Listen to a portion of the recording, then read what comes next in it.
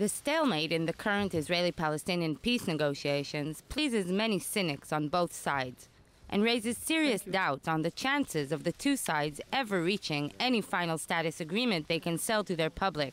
But, once upon a time, to be exact, just a decade ago, Israeli and Palestinian negotiators did succeed in mutually agreeing on a proposal for ending the decades-long conflict. Today we are reliving the biggest secret in the Middle East.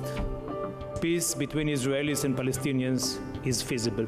It took more than 2 years of secret talks to reach that point, until the architects of the document, all veteran negotiators, presented their solution to their audience, sending a draft of the agreement to millions of Israeli and Palestinian households. The Geneva initiative, led by former negotiators Yossi Beilin and Yasser Abed-Rabo, and developed with Swiss support, offered a realistic proposal for how a credible agreement could look like, promising to guarantee the vital national interests of both sides. The Geneva initiative people who negotiated and reached the agreement had a benefit which real leaders don't always have, which means they could invented a kind of artificial moment of truth where they have to take a decision. The main elements of the model are well known. Israeli withdrawal to pre-1967 lines with mutually agreed upon land swaps, Jerusalem as an internationally recognized capital of the two states,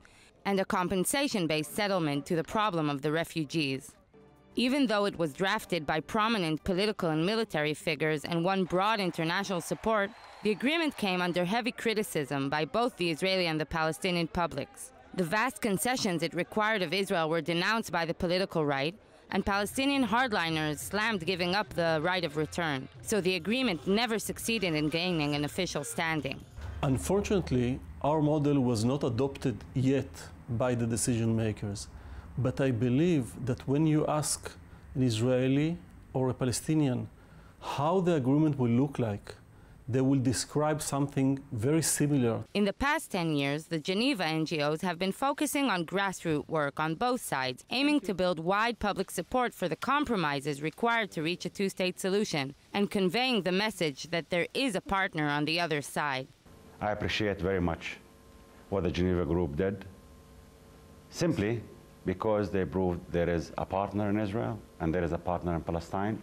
Also in the past 10 years, Israelis and Palestinians have been engaged in various failed rounds of negotiations. While the Israeli settlement expansion continued, Israel unilaterally withdrew from Gaza, and the Palestinian leadership split up the future state into two different entities.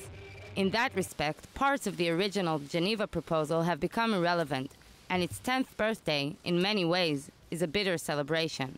The fact that the Geneva Initiative exists 10 years after we introduced the model is not a fulfillment of a dream, it's a fulfillment of a nightmare.